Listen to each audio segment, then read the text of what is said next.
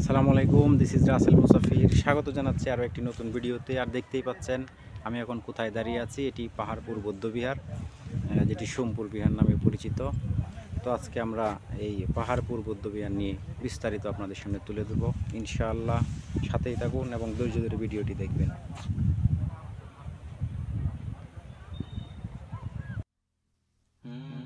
উইকিপিডিয়ার তথ্য মতে পাহাড়পুর বৌদ্ধবিহার বা সোমপুর বিহার অথবা সোমপুর মহাবিহার যাই বলুন, বর্তমানে ধ্বংসপ্রাপ্ত একটি প্রাচীন বৌদ্ধবিহার।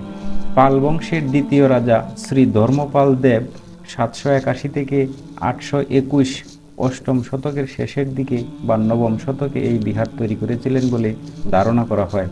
1879 খ্রিস্টাব্দে স্যার আলেকজান্ডার কানিংহাম এই বিশাল স্থাপনা আবিষ্কার করেন। ইউনেস্কোর মতে পাহাড়পুর বিহার বা সোমপুর বৌদ্ধবিহার দক্ষিণ হিমালয়ের দ্বিতীয় বৃহত্তম বৌদ্ধবিহার।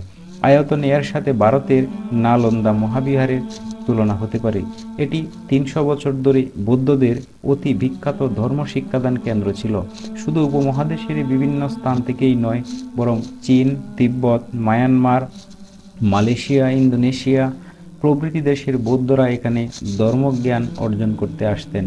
খ্রিস্টীয় দশম শতকে বিহারের আচার্য ছিল অতীশ দীপঙ্কর শ্রীজ্ঞান। 1985 খ্রিস্টাব্দে ইউনেস্কো এটিকে বিশ্ব ঐতিহ্যবাহী স্থানের স্বীকৃতি প্রদান করে।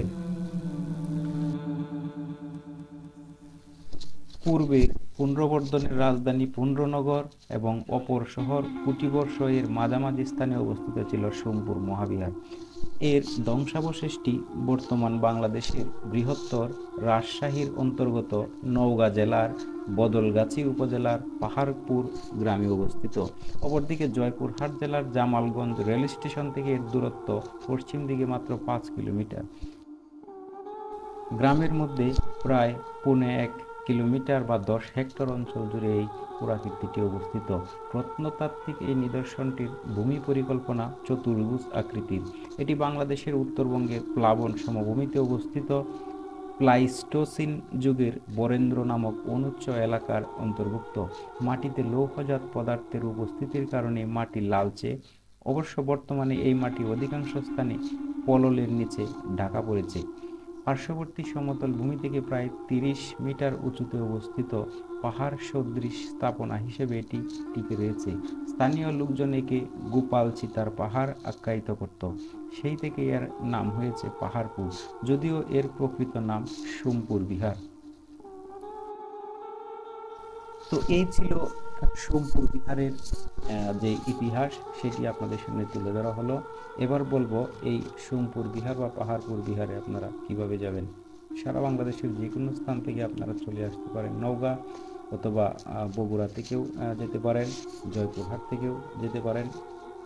যেহেতু সড়ক পথে যোগাযোগ ভালো, সেহেতু সড়ক পথে আপনারা মোটরসাইকেল, বাস, নিজস্ব গাড়ি, যে কোনো পরিবহনে আপনারা চলে আসতে পারেন। এখানে থাকা খাওয়ার জন্য আশেপাশে যে কোনো জেলা বা উপজেলায় থাকতে পারবেন। তবে জায়গাটি বেশ সুন্দর হওয়া সত্ত্বেও এর পার্শ্ববর্তী কোনো হোটেল বা রিসোর্ট নেই। তো এই ছিল পাহাড়পুর বৌদ্ধবিহারের সংক্ষিপ্ত ইতিহাস এবং কিভাবে সেখানে আসবেন সে বিষয়ে আলোচনা করলাম। পরবর্তীতে এই পাহাড়পুর বিহার কিভাবে আবিষ্কার হলো সেটা নিয়ে কোনো ভিডিও বানাবো ইনশাআল্লাহ, যদি উৎসাহ পাই। তো ভিডিওটি কেমন লাগলো তা অবশ্যই কমেন্ট করে জানাবেন। পাশাপাশি যদি ভালো লাগে তাহলে লাইক করতে পারেন, শেয়ার করতে পারেন এবং ইউটিউব থেকে দেখে থাকলে চ্যানেলটি সাবস্ক্রাইব করে রাখতে পারেন। আপনারা জানেন আমি সাধারণত ভ্রমণ বিষয়ক ভিডিও তৈরি করি এবং ইতিহাস ঐতিহ্য নিয়ে কিছু ভিডিও তৈরি করি। পাশাপাশি মোটো ব্লগ বানানোর চিন্তাভাবনা আছে। তো আপনাদের দোয়া এবং ভালোবাসা চাই। ভালো থাকবেন, সুস্থ থাকবেন। আজকের জন্য আল্লাহ হাফেজ।